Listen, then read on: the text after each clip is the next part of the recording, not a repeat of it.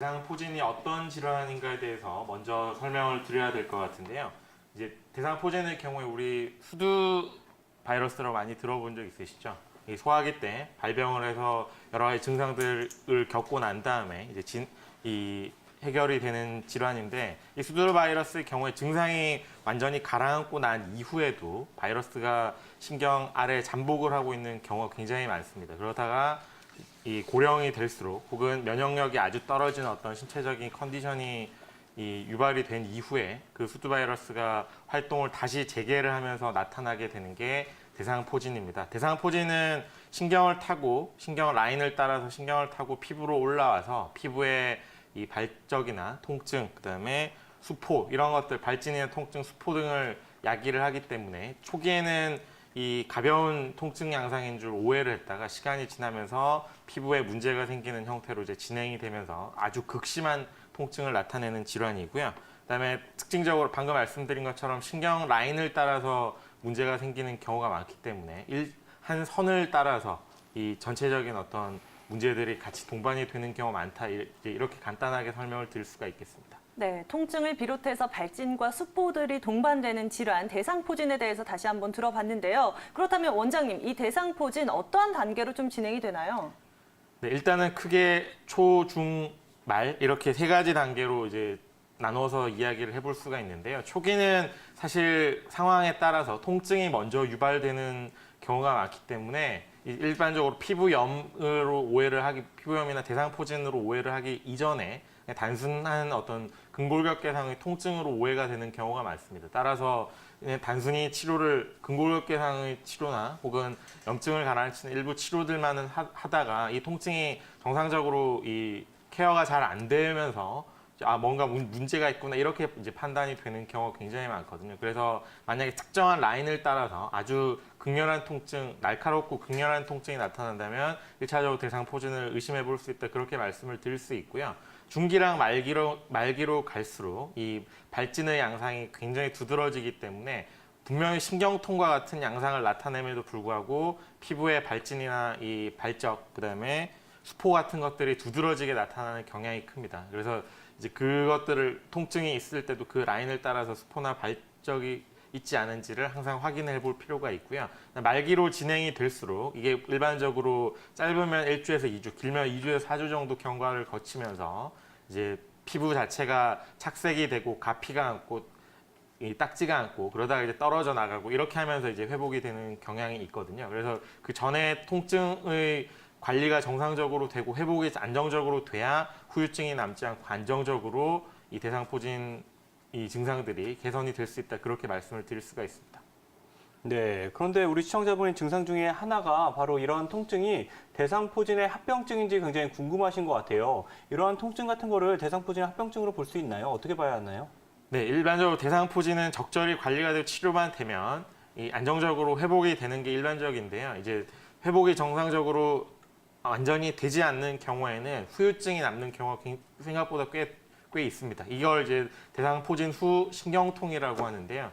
이 대상포진 후 신경통이 일어나게 되는 원인은 우리가 일반적으로 신경이 이 수초화라 그래서 이 신경을 갖다 감싸고 있는 이 지방 이 뭐라고 하죠? 이 껍질 같은 것들이 있는데 그걸 이제 수초라고 하는데, 이 수초가 정상적으로 입혀져야 정상적으로 신경이 기능을 하게 되는데, 대상포진 바이러스의 경우에 신경을 크게 손상시킬 때 이 수초를 갖다 갉아먹게 됩니다. 그래서 여분의 어떤 이 손상들이 남게 되고 그게 이제 시간이 지날수록 잔여 통증으로 남게 되고요. 그래서 대상포진 초기처럼 아주 극렬한 통증은 아닐지라도 잔여통이 계속 남거나 혹은 아주 심하게 손상될 경우에는 통증이 지속적으로 남는다, 이제 그렇게 말씀을 드릴 수가 있고요. 일반적으로 이제 대상포진을 앓게 된 환자분들의 약 10% 정도가 이제 극심한 통증이 남게 돼서 이제 불편함을 호소한다고 알려져 있고, 그다음에 보통 대상포진 후 후유증의 경우는 아까 말씀드린 것처럼 보통 이 일반적으로 4주 경과가 가장 무난한데, 이 이후에도 한 달에서 2달 이상 지나도록 계속 극심한 통증이 유발될 때 이미 대상포진 후 신경통이 진행됐다고 이제 말씀을 드릴 수가 있고요.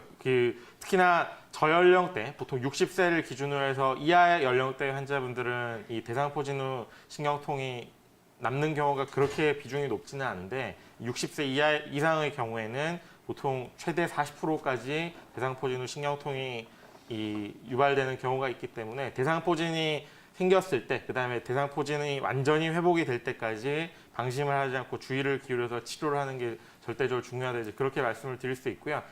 우리 사연을 보내주신 어머님의 경우에도 지금 아마 대상포진 자체는 생겼다가 가라앉았다를 반복하고 있으신 걸로 봐서 면역 상태가 아주 안 좋은 상태일 확률이 높고, 그다음에 지금처럼 손의 통증이 계속 지속적으로 유발이 된다고 하면 대상포진을 알았던 그 신경 라인상으로 통증이 계속 유발되고 있다면 대상포진 후 신경통이 아닐까 그렇게 생각을 해볼 수가 있고요. 아울러서 이제 한약 치료나 침 치료 혹은 한의원에서 적절한 약침 치료 이런 것들을 통해서 회복을 도모를 해서 대상포진 후 신경통을 개선할 수 있다. 이렇게 이제 말씀을 드릴 수가 있습니다. 네, 설명을 좀 들어보니까 환자 개개인의 상태에 따라서 이 대상포진이 재발될 수도 있고 또 뭐 호전될 수도 있고 다시 또 재발될 가능성도 높다라는 이야기인 것 같은데요. 그쵸. 무엇보다 이 대상포진을 앓은 직후부터 완치되기까지의 치료와 관리가 중요할 것 같거든요. 조금 전에 뭐 주성원 원장님께서 한약 치료, 침 치료, 약침 치료 설명을 해주셨는데 이 부분에 대해서 조금 더 자세히 들어볼까요?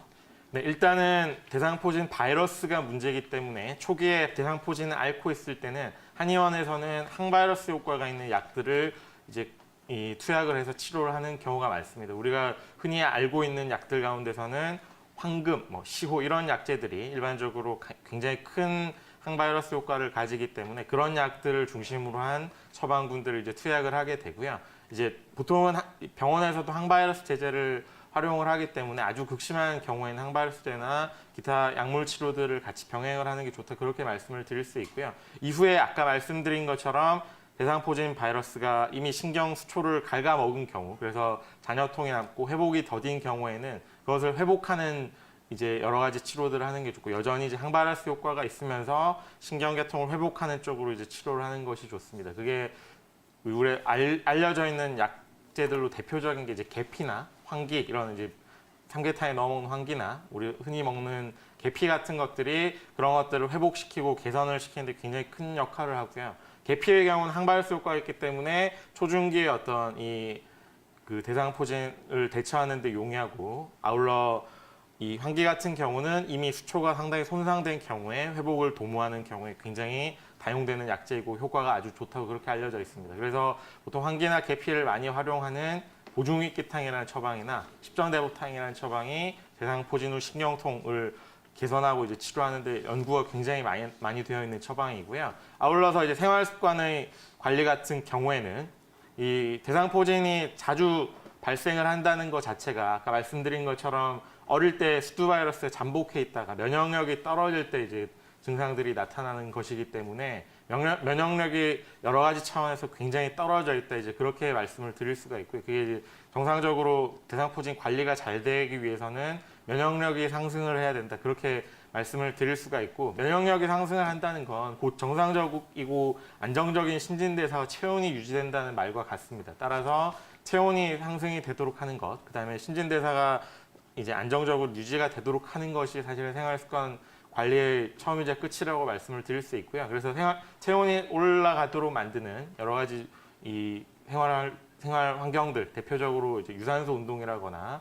아니면 반신욕 혹은 족욕이나 수욕 같은 것도 도움이 되고, 손발을 자주 주무르고 이 이완을 해주는 어떤 마사지나 이 이완요법들을 병행을 하는 것도 상당 부분 도움이 되고요. 아울러서 이 면역력이 저하되게 만드는 굉장히 큰 요인 가운데는 스트레스를 또 빼놓을 수가 없기 때문에 스트레스를 관리하는 게 굉장히 좋겠다고 말씀을 드릴 수 있고, 대상포진과 관련해서는 이 명상이나 혹은 가벼운 감정에 관련된 글쓰기 이런 것들이 대상포진을 예방하고 또 대상포진 후 후유증을 관리하고 이런데 스트레스 차원에서 도움이 된다고 알려져 있습니다. 그런 것들을 해보시면 훨씬 더 좋지 않을까 그렇게 정리를 드릴 수가 있겠습니다. 예. 안녕하세요. 예, 언제부터 가려우셨어요? 예, 몸이 전체가 가려워서요. 그러니까 얼마나 되셨어요? 얼마나? 한 치료과를 다녀도 안 낫고 그래갖고 지금 포기하고 있어요. 근데 아니, 못 포기하시면 안 가서 되고. 가려워서. 한 4개월, 5개월 됐어요. 얼마 안 되셨네. 어머니 일단 변비나 이런 건 없으시고, 예, 뭐 식사도 잘 하시고요. 예. 예, 뭐 갑자기 다른 어떤 양약을 오래 드신 건 없어요? 혈압약이나 당뇨약이나? 당뇨약 같은 거 오래 먹고 당뇨약은 좀 있어요. 드시고. 예. 예, 그건 오래 되셨어요? 예. 예. 아주 당 조절은 잘 되고 계시고. 당도 높죠. 약을 먹어도 조금씩 높아진 경향도 있어요. 예, 200 넘은 게. 예. 이게 이제 피부과 약을 먹어도 잘 안 듣는 경우에는 예. 어머니가 한방 치료를 좀 관심을 가지셔야 되는데 예. 당뇨가 있다 보면은 또 무슨 한방 치료하다가 당 높아질까 봐 이제 걱정하시는 경우가 있거든요. 예. 근데 사실은 뭐 우리가 당은 뭐 음식을 먹으면 좀 높아질 수 있는데 예. 당뇨약을 드시고 컨트롤하는 부분이 있으니까 그거는 그렇고요. 지금 뭐 식사도 잘하시고 대변도 잘 보시니까 큰 전신 질환이 따로 있는 건 아닌 것 같은데 예. 피부는 가려운 곳도 통증이에요. 통증이요? 예, 그게 이제 피부가 가렵다는 게 좀 통증이 약하게 올 때 가렵다고 생각하시면 돼요. 예. 그래서 통증을 잡을 때 진통제를 쓰는 경우도 있지만 피가 잘 가게 해주는 한약 치료들이 많이 있거든요. 예. 예, 그래서 이제 보통 얘기하는 보혈제, 뭐 사물탕이나 이런 거 많이 들어보셨잖아요. 오상요? 사물탕이나 이런 사물탕. 사물탕? 네, 뭐 이런 계통의 약재들을 보혈제라고 하는데 보혈제가 뭐냐면 아기 낳고 나서 먹는 미역국 같은 거예요. 예? 아기 낳고 나서 먹는 미역국 같은 거라 밥이 피가 잘 되게 해주는 약재들을 보혈제라고 그래요. 그래서 우리가 통증은 피를 자꾸 못 받을 때 좀 피 좀 줘라 이렇게 얘기하는 거니까 어머님이 좀 그렇게 진정제를 써서 잘 안 나와서 피가 잘 안 도는 몸일 때는 당뇨도 있으시고 밥을 먹어도 피가 잘 안 되는 사람은 반드시 한의원에 내원하셔서 보혈제를 좀 처방 받으시면 효과를 많이 보실 수가 있어요. 아, 그러면요. 예. 사물탕을 먹고 미역국을 먹어라? 아, 사물탕을 먹으라는 게 아니라 예. 그런 유의 약들을 한의원에서 많이 쓰니까 예. 진맥을 받으시고 네. 정확하게 그런 약재와 플러스 뭐를 써서 어머니 몸에서 피가 잘 돌게 해주면은 네. 피부에 피가 많이 오게 되면 약한 통증에 해당하는 가려움증이 많이 개선돼서 이게 물이 마르면 이게 건조해지면 자꾸 긁게 되거든요. 어허. 네, 그래서 내 몸에 좀 물이 마르고 진액이 말랐다. 이렇게 좀 생각하시고 좀 보혈제를 좀 쓰시면 도움이 되겠어요? 네. 네, 어머님 저희가